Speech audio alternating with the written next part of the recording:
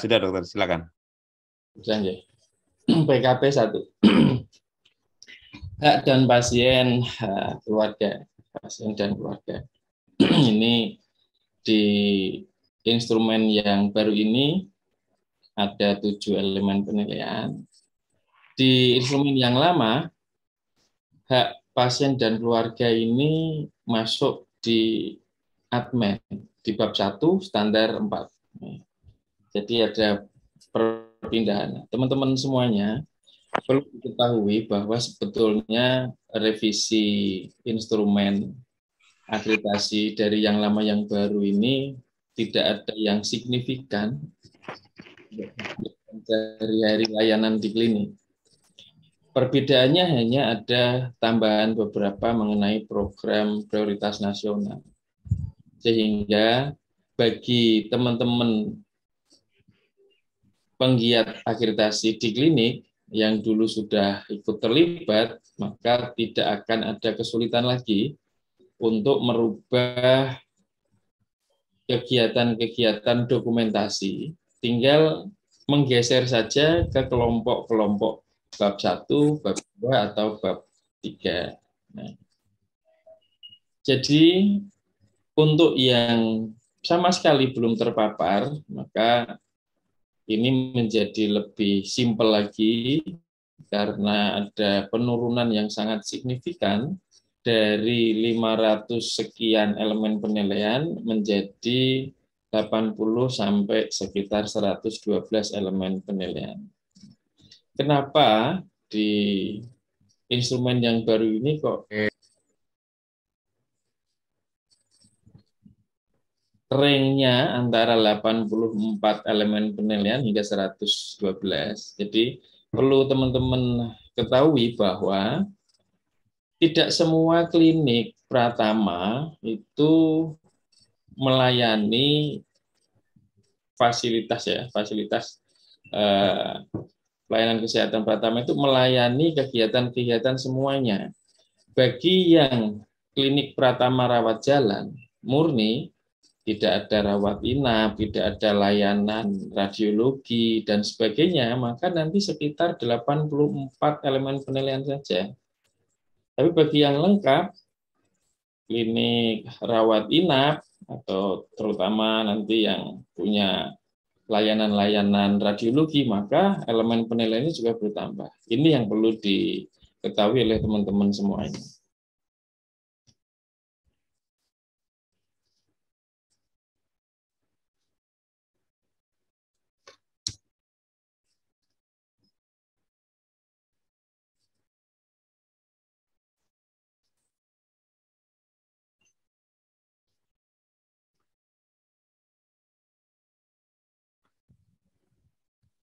Yang saya sampaikan ini nanti adalah dalam bentuk draft, ya. Jadi ini masih bisa berubah-ubah walaupun sudah di meja Bapak Menteri Kesehatan draftnya ini sejak lama, cuman kok belum ditetapkan, ada kendala-kendala yang kita sendiri masih belum bisa mengetahui kendala apa saja.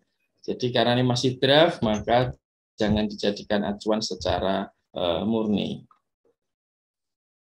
Ini tadi sudah disampaikan Dr. Ilham, kegiatan saya sekarang ini. Nah, bagi teman-teman nanti bisa mengikuti, saya memiliki konten YouTube, masih belajar, masih sedikit, subscribernya masih sekitar 1.300, tapi ini masih untuk puskesmas, jadi yang klinik belum saya tampilkan, walaupun sebetulnya bisa belajar, hampir sama saja itu kebutuhan-kebutuhan dokumen antara puskesmas dan klinik. Kemudian bagi teman-teman yang mau bertanya jawab dari YouTube tersebut, silahkan di komen. Tapi kalau membutuhkan dokumen-dokumen nanti bisa email.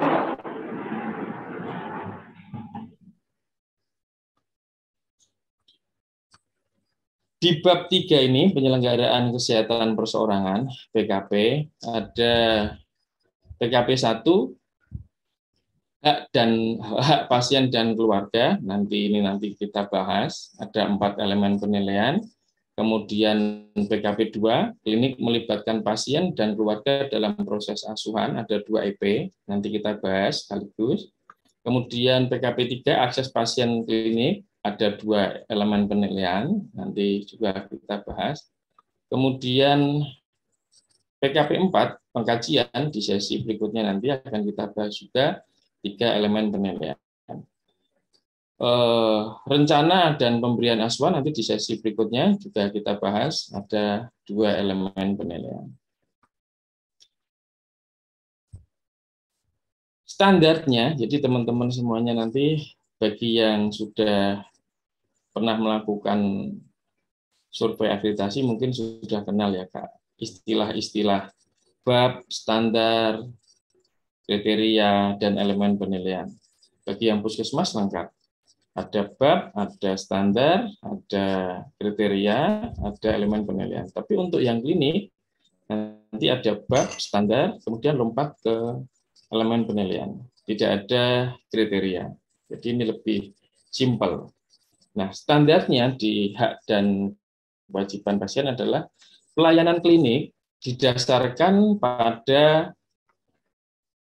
nilai-nilai keunikan pada diri pasien dan keluarganya.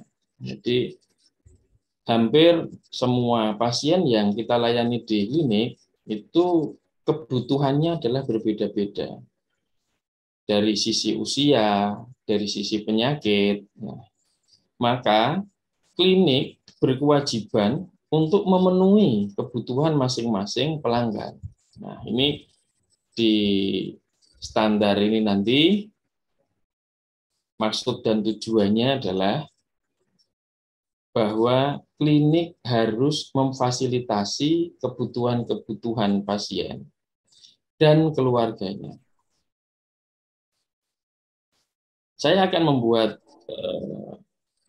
materi PPT ini, saya sederhanakan, saya beri gambar-gambar dengan maksud untuk mudah dipahami dan mudah untuk diingat.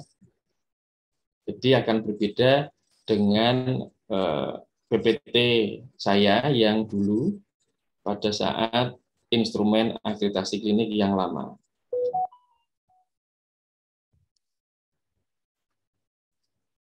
Dalam memberikan asuhan, klinik melibatkan pasien dan keluarga dalam menentukan keputusan-keputusan dalam pemberian asuhan.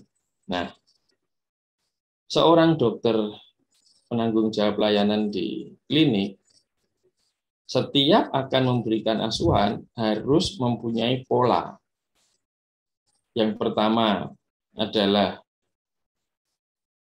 memeriksa pasien, baik ada pemeriksaan penunjang atau tidak, kemudian menyimpulkan kebutuhannya apa saja untuk rencana pengobatan. Nah, pada saat seorang dokter sudah memiliki rencana mau melakukan apa kepada pasien, maka ini harus dikomunikasikan kepada pasien secara langsung atau kepada keluarganya. Jadi, setiap keputusan yang dilakukan dokter harus sepersetujuan pasien atau keluarganya. Kalau pasien setuju, maka diberikan informed consent terhadap persetujuannya. Kalau pasien tidak setuju, juga dilakukan informed consent terhadap ketidaksetujuannya dan dijelaskan resiko-resiko jika pasien tidak melakukan apa yang sudah disarankan oleh dokter di klinik. Nah, ini dituangkan dalam informed consent. Kerahasiaan pasien harus dipahami oleh penanggung jawab dan seluruh staf. Maka dalam rangkaian pemeriksaan dari pendaftaran sampai dengan pemberian obat di bagian farmasi, kerahasiaan ini harus dijamin. Nah, bagaimana cara menjaminnya? Maka klinik harus membuat pedoman atau panduan. Siapa saja yang bertanggung jawab terhadap kerahasiaan informasi pasien tersebut, siapa saja yang boleh mengakses catatan-catatan di rekam medis tersebut dan bagaimana cara mengaksesnya. Ini harus dibuat dalam bentuk keputusan. Boleh keputusan secara khusus atau dituangkan dalam pedoman atau panduan dalam pelayanan di klinik tersebut. Pasien dan keluarga berhak menyampaikan keluhan tentang pelayanan yang mereka terima. Nah, di standar ini, keluarga dan pasien harus mempunyai akses terhadap keluhan-keluhan selama pelayanan berlangsung. Klinik harus memfasilitasi dengan berbagai macam cara. Yang paling standar adalah kotak saran. Berarti klinik harus memiliki kotak saran agar kebutuhan pasien dan keluarga dalam menyampaikan keluhan itu tersampaikan. Selain kotak saran, apalagi di dunia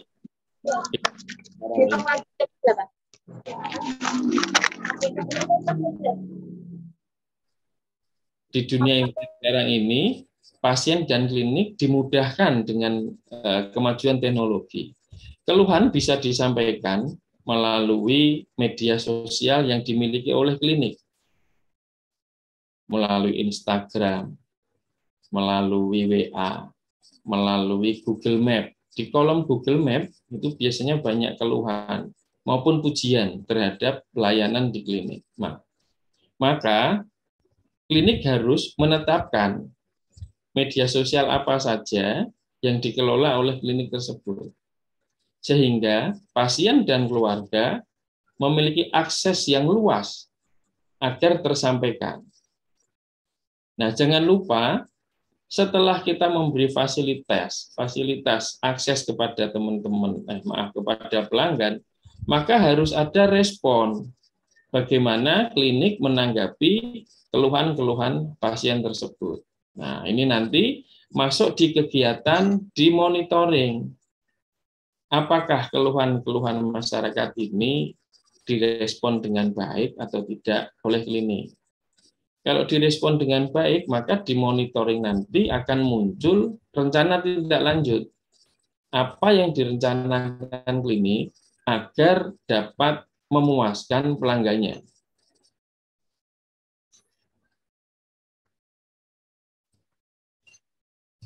Nah, macam-macam fasilitas apa saja yang bisa dilakukan dalam rangka penyaluran keluhan pasien adalah ini menyediakan media untuk pasien, keluarga, dan seluruh pengguna layanan. Jadi belum tentu apa yang menjadi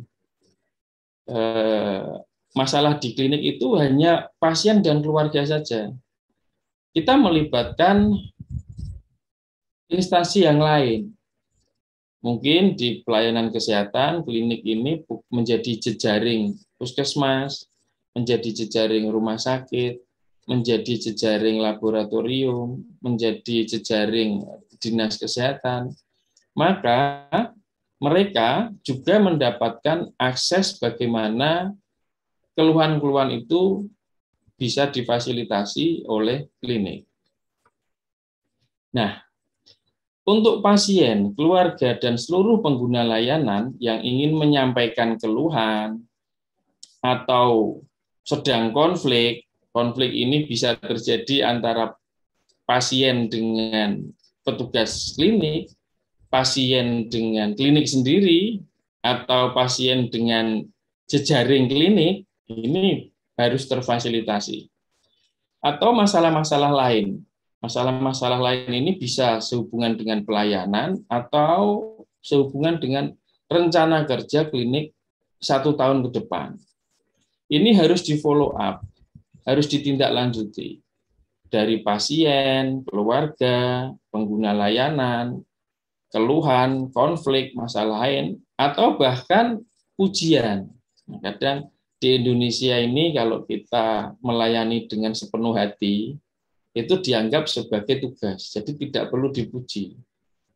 Tapi kalau kita melayani ada kekurangan sedikit saja, maka keluhan komplain itu akan datang bertubi-tubi. Nah, kita mulai belajar untuk bagaimana kita bisa memberi pujian terhadap pelayanan yang memang seharusnya itu menjadi tugas-tugas petugas di klinik. Jadi kita bisa mengapresiasi agar nanti seimbang antara pujian dan keluhan. Nah, selama ini belum imbang. Yang ditulis di kotak saran itu rata-rata keluhan semua. Belum ada yang pujian. Ya sedikit lah kalau ada pujian. Tapi kalau di Google Map, teman-teman nanti klinik bisa lihat di Google Map, itu kebalik. Yang banyak pujian kalau di Google Map itu. Jarang ada keluhan. Nah, ini nanti bisa disikapi, di follow up dengan baik oleh klinik.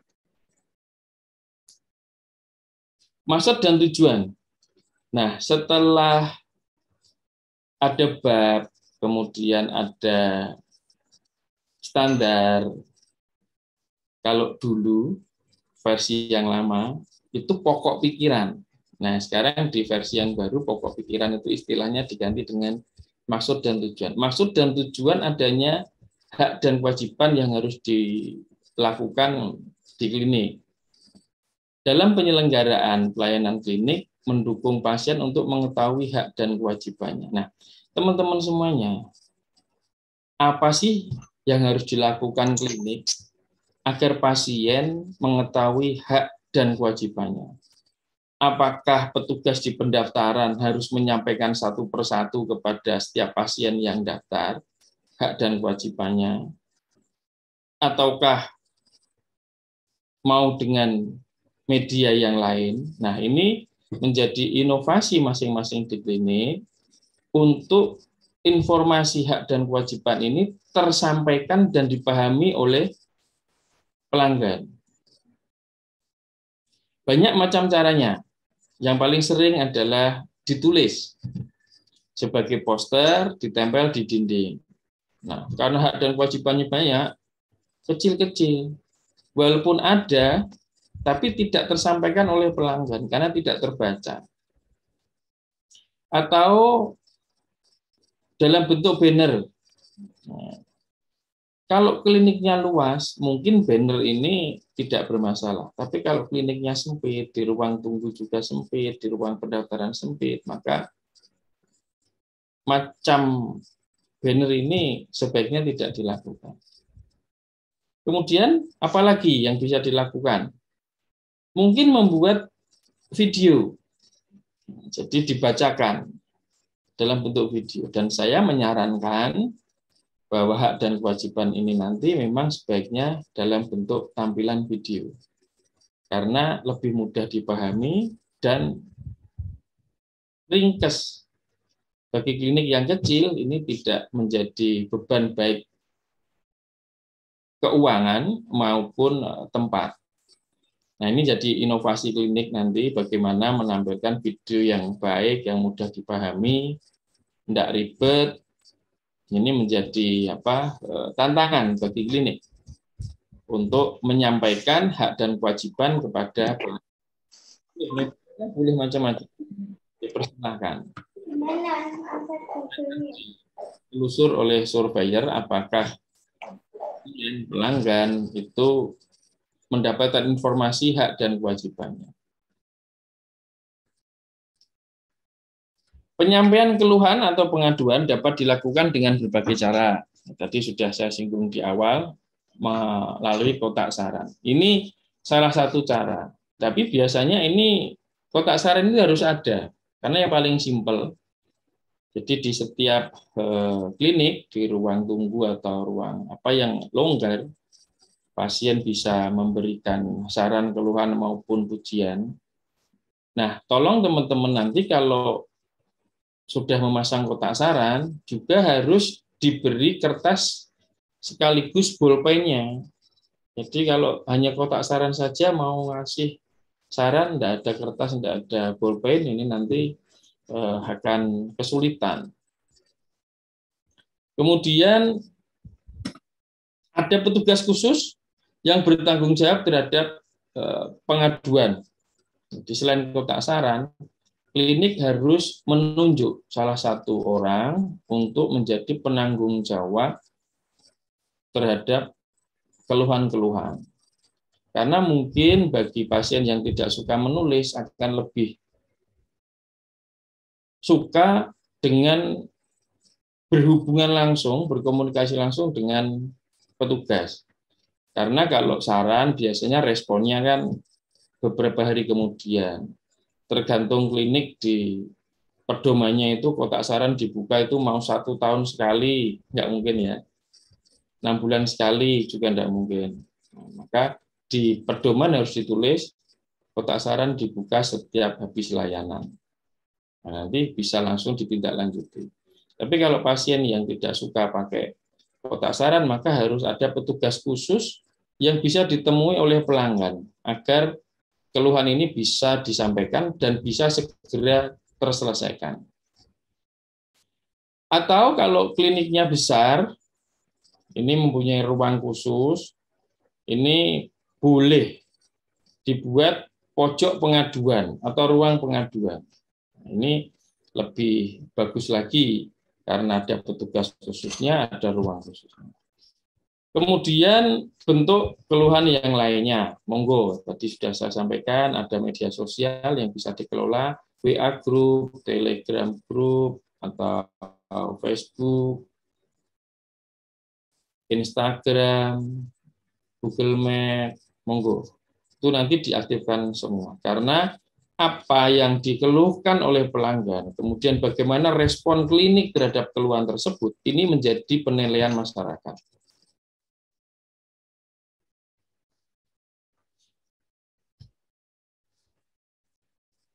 Berikutnya, klinik memiliki proses penanganan keluhan secara sistematis dan terdokumentasi.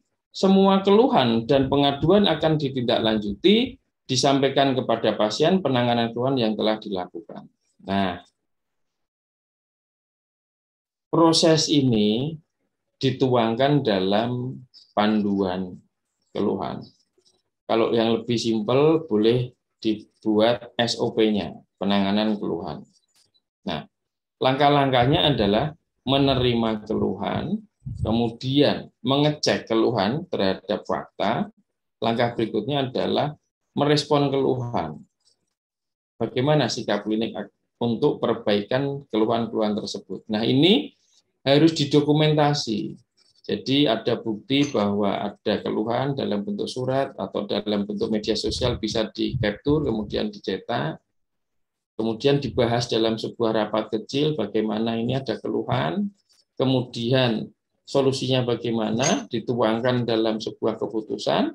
Mungkin kalau itu masalah fasilitas, ya berarti ada perbaikan di fasilitas tersebut.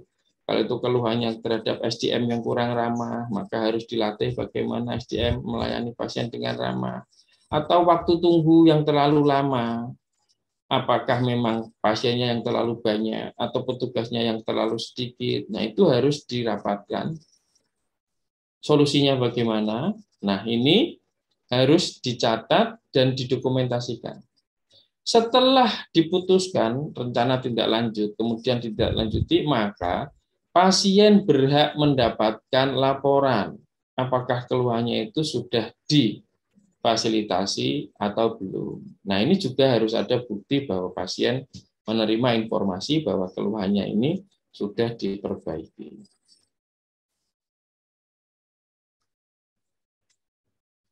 Penanganan keluhan dilakukan berdasarkan satu prioritas. Jadi, tidak semua keluhan itu bisa diselesaikan oleh klinik. Misal, kalau kliniknya ini kecil, apalagi tidak bekerja sama dengan BPJS yang kapitasinya mungkin masih sedikit, kalau bekerja sama dengan BPJS, maka fasilitas kenyamanan juga berkurang. Mungkin belum sanggup untuk membeli AC karena operasional AC juga tinggi. Maka klinik harus memiliki skala prioritas, mana yang harus dipenuhi dulu. Mungkin kipas anginnya yang perlu diperbanyak karena lebih murah, operasionalnya juga lebih murah. Kalau ini masalah tentang standar, alat-alat pemeriksaan kesehatan, maka tidak bisa lagi ditunda. Misal, tensimeter yang sudah tidak terkalibrasi, maka itu mengganggu proses pelayanan kita. Karena diagnosa akan bergantung pada pemeriksaan. Pemeriksaannya sudah tidak standar alatnya, maka hasilnya juga tidak standar. Maka punya skala prioritas. Nah, apakah ini berdampak pada keselamatan pasien? Nah, misal uangnya cuma 1 untuk beli tensimeter atau untuk beli kipas angin. Kuncinya ini. Maka teman-teman di klinik tidak masalah. Jadi ketika ada kesulitan pengelolaan fasilitas, maka dituangkan dalam rapat tinjauan manajemen. Itu berarti ada petugas, ada pimpinan klinik, juga ada owner. Ini nanti memutuskan karena keuangan klinik yang sedikit, maka skala prioritas dilakukan. Jadi nanti surveyor tidak akan, iki kok ruang tunggunya orang gua AC, mbok wene AC. Tidak akan seperti itu. Karena memang kondisinya keuangan tidak banyak. Maka bisa diterima asal ada bukti rapat tentang kebutuhan berdasarkan skala prioritas. Nah, klinik, hak pasien dan keluarga, kebutuhan pasien secara khusus sudah terpenuhi, pasien dengan keterbatasan terpenuhi, pasien lansia, ibu hamil, dan menyusui, ini menjadi beban klinik untuk memfasilitasi kebutuhan-kebutuhan mereka. Misal, pasien dengan keterbatasan, kalau kliniknya halaman depan ada anak tangga, bagi pasien yang tidak bisa berjalan, memakai kursi roda, maka klinik harus memfasilitasi tersebut. Ada ram kecil agar kursi roda itu bisa masuk dari halaman menuju ruangan klinik. Kemudian lansia. Lansia itu harus ada pegangan setiap melangkah. Maka handrail dari luar sampai ke tempat layanan juga harus dilengkapi. Dan menyusui. Artinya, saat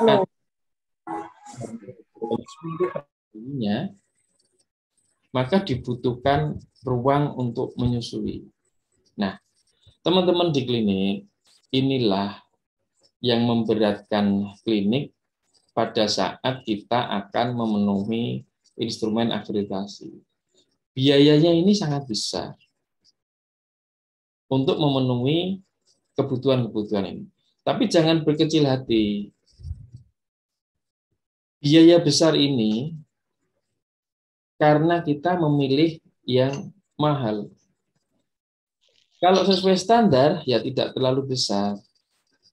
Contoh, jadi untuk pemenuhan RAM, ya kita pakai RAM dari papan yang bisa dibongkar pasang, tinggal dipasang di tangga, jadi tidak harus tangganya itu dijebol di tembok pakai keramik kemudian menjadi permanen. Kalau memang menginginkan efisiensi biaya, maka bisa dengan papan. Asal tidak membahayakan. Kemudian handrail. Handrail juga tidak harus yang stainless yang mahal itu. Yang penting berfungsi. Boleh pipa yang dicat, asal catnya itu tidak berbahaya. Bisa. Kemudian ibu hamil menyusui, ruang ASI tidak harus ruang khusus. Mungkin hanya satu pojok saja, nanti dikasih korden. Seperti kita kalau belanja baju atau celana di mall, ada tempat nyoba baju dan celana itu, tinggal kordennya ditutup, korden dibuka. Jadi kita bisa menyiasati bagaimana memfasilitasi kebutuhan-kebutuhan pasien itu dengan biaya yang serendah mungkin. Izin dokter, untuk sesi 1 tinggal 5 menit. Nah, sekarang kita masuk ke elemen penilaian. Nah, elemen penilaian pertama adalah tersedia bukti klinik mensosialisasikan hak dan kewajiban pasien. Ini yang dibutuhkan dokumen dan orientasi. D ini dokumen, O ini orientasi. Dokumen adalah surveyor akan mengecek dokumen apa saja yang ada, kemudian orientasi apakah dokumen tersebut benar, akan telusur di lokasi. Nah, ini tadi sudah saya jelaskan panjang lebar di awal, bagaimana cara mensosialisasikan, ada video, ada banner, ada poster, dan lain sebagainya. Kemudian elemen penilaian yang kedua, ada bukti petugas menjelaskan tentang hak dan kewajiban pasien beserta keluarganya. Nah, ini tidak mungkin kalau satu pasien, satu petugas menjelaskan satu-satu. Jadi ini bisa disiasati dengan tadi video yang dinyalakan terus-menerus. Kalau ada pertanyaan baru nih, petugas menjelaskan ke pasien pada hal-hal tertentu agar lebih paham. Jangan sampai nanti pasien tidak memerhatikan video, tidak membaca banner, tidak membaca poster. Nah, ini petugas harus bisa jeli bagaimana memberikan informasi kepada pasien. Elemen penilaian ketiga, pasien mengerti dan memahami tentang hak dan kewajibannya. Ini nanti surveyor akan sampling kepada pelanggan di ruang tunggu, bertanya, apakah hak dan kewajiban pasien sudah disampaikan atau belum? Apakah Bapak membaca banner tersebut? Apakah Bapak mendengarkan dan melihat video tersebut? Nah, ini harus dibuktikan bahwa pasien mengerti dan memahami apa yang disampaikan. Elemen penilaian keempat, ada pemenuhan hak pasien berkebutuhan khusus atau dalam kondisi khusus. Nah, ini juga begitu. Ini nanti ada wawancara, W ini wawancara, dan O ini orientasi. Surveyor akan datang langsung ke ruang tunggu, akan wawancara kepada pasien. Apakah hak-haknya terpenuhi tidak di klinik tersebut? Elemen penilaian kelima, tersedia petugas, media, atau tempat untuk menyampaikan keluhan pelayanan bagi pasien dan keluarga. Ini nanti surveyor akan wawancara kepada pasien, akan observasi kepada klinik, apakah petugasnya paham menyampaikan, ada medianya atau tidak, atau tempat khusus untuk menyampaikan keluhan. Yang keenam, elemen penilaian keenam, ada tindak lanjut keluhan oleh klinik dan dikomunikasikan dengan pasien atau keluarga. Nah, setelah ada keluhan, ini nanti harus ada bukti-bukti bahwa klinik memfasilitasi keluhan-keluhan pasien tersebut. Yang dicari surveyor adalah dokumen, wawancara, dan observasi. Yang ketujuh, ini elemen penilaian terakhir, ada dokumentasi pengaduan dan tindak lanjut yang telah dilakukan. Nah, mohon nanti teman-teman semuanya, ketika menangani keluhan, kemudian rapat, kemudian rencana tindak lanjutnya apa, ini harus didokumentasi. Agar ketika surveyor datang, bukti-bukti ini bisa ternilai dengan baik. Jangan sampai panjenengan semua sudah melakukan, tapi dokumennya tidak ada, dianggap tidak melakukan. Demikian, ini sesi 1 mengenai hak dan kewajiban pasien. Terima kasih, Dr. Ilham.